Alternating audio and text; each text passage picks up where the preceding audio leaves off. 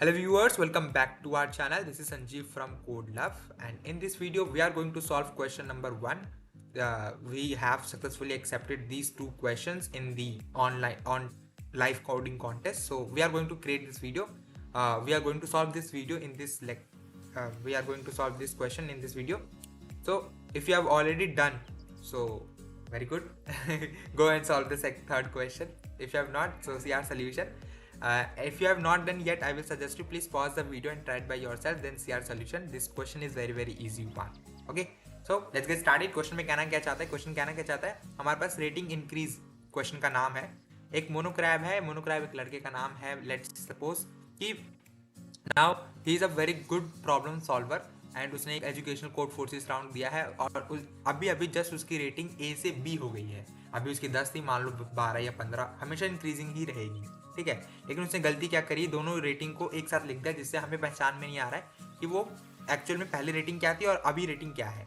ठीक है, so please help them to find the value of a and b. बस अगर बी की वैल्यू ए से बड़ी नहीं है, मतलब छोटी है, तो आपको रिटर्न करना -1, क्योंकि रेटिंग हमेशा इंक्रीज हो रही है. तो आपको प्रिंट करना, आपको वही डिजिट अलग अलग ए और बी की वैल्यू क्या है.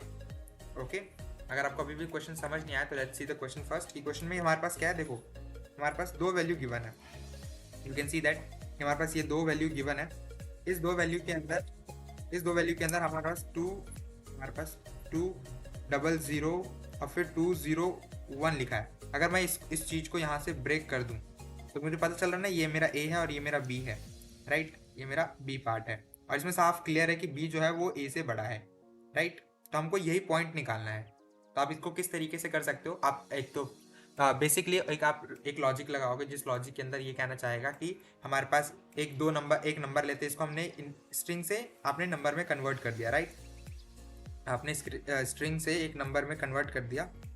ओके, एक मिनट, कुछ हुआ है.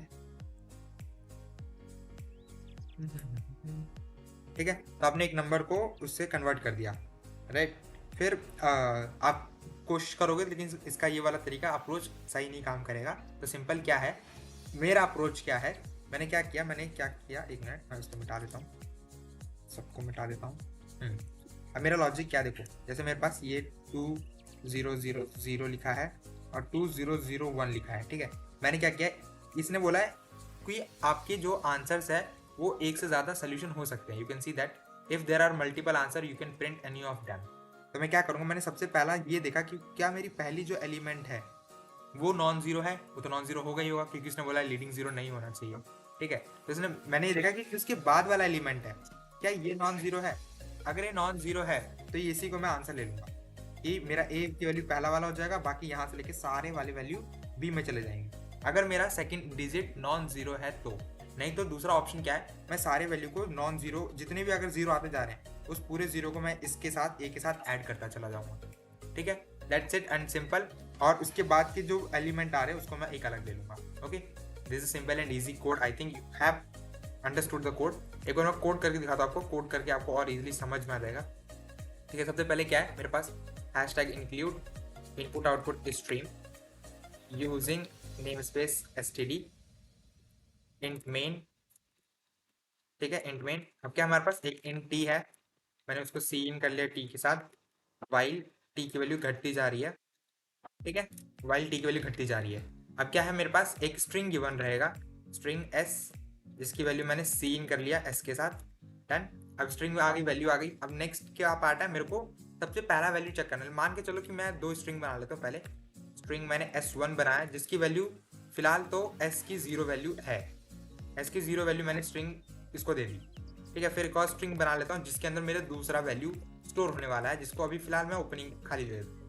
ठीक है, अब क्या फॉर लूप चलाएंगे हम. फॉर एंड आई की वैल्यू 0 शुरू है, 0 नहीं 1 से शुरू है. आई की value less than equals to less than s dot size.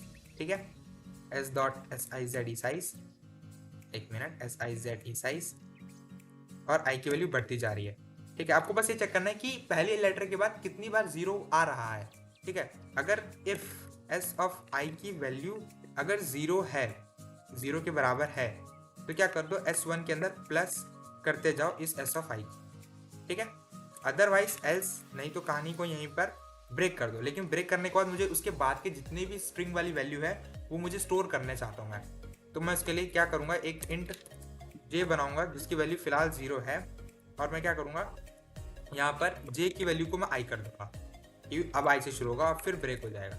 अब उसके बाद जहाँ पर मैंने लाइन को ब्रेक करी है, फॉर एग्जाम्पल मैं देख सकते हो कि यहाँ पर इतनी वैल्यू जो है, ये जो 0 है यहाँ पर तक 0 आ चुकी है।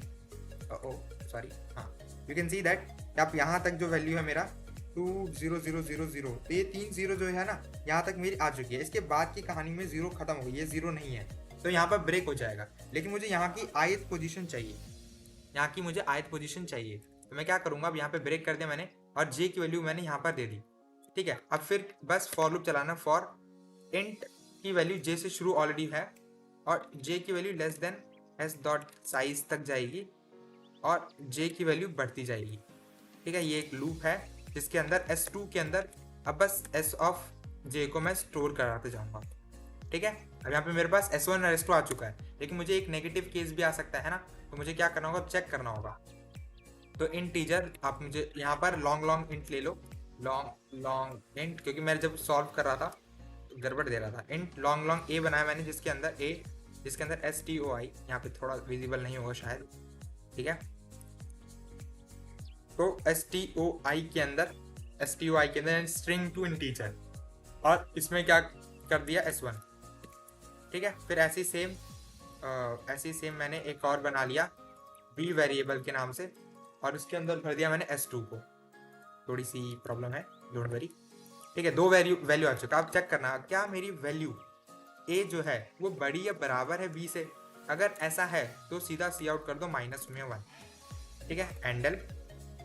अदरवाइज एल्स आपको सिर्फ प्रिंट करना है, सी आउट करना है a या s1, कुछ भी ले सकते हो, ठीक है, क्योंकि अब दोनों वैल्यू ही है, लेकिन पहली छोटी आनी चाहिए। तो सी आउट a स्पेस और फिर b, राइट, सिंपल, ओके। और फिर एक एंडल।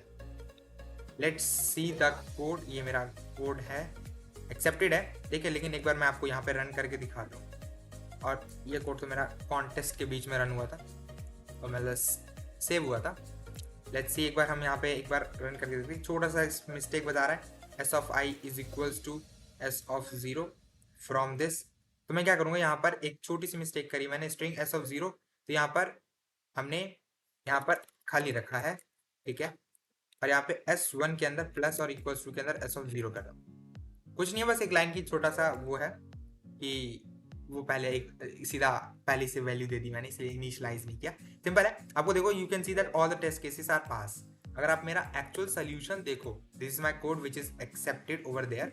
तो पहले में कंपाइलर एरर आया था, वो कंपाइलर एरर इसलिए आया था क्योंकि मैंने यहाँ पर जो ये फॉर लूप लिखा है ना, वही फॉर लूप वो मैंने ब्रेक से पहले यही लिख दिया। तो फॉर लूप के अंदर फॉर लूप यानी n² वाला चला गया, और n² यहाँ पे कॉम्प्लेक्सिटी गड़बड़ हो जाएगी, ठीक है।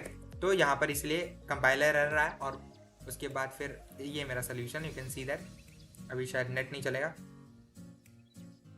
ये नेट स्लो चल रहा है, लेकिन सोल्यूशन ही मेरा एक्सेप्टेड है। अगर आप चाहो तो दोबारा सबमिट करने के लिए तो मैं कर भी सकता हूँ, submit this code, you can see that यहाँ पे ओपन हो रहा है सबमिशन, या एक्सेप्टेड सोल्यूशन, ठीक है। Compare and you can see that this is the code which is successfully accepted. अभी हैकिंग चल रही है, वैसे तो हैक इट कर सकते हो। अगर आपको इसमें लगता है कि ये वाला सोल्यूशन कहीं गड़बड़ आ सकता है, कहीं ना कहीं रुकेगा, तो आप हैक करके चीज़ चेक कर सकते हो, मतलब दे सकते हो। अगर आप सक्सेसफुली हैक रहे, ठीक है, तो ये आपके 100 पॉइंट कट जाएंगे और किसी और के उसमें 100 पॉइंट चले जाएंगे, ऐसा होता है, ठीक है। So I hope so you have learn this video, in this video you have learn something new. And अगर आपके पास पाइथन या जावा में सोल्यूशन है तो I will suggest you please comment the solution so that others can also view your solution. And आज के लिए इतना ही, मिलते हैं नेक्स्ट वीडियो में। Till then keep learning, keep exploring. This is Sanjeev signing off.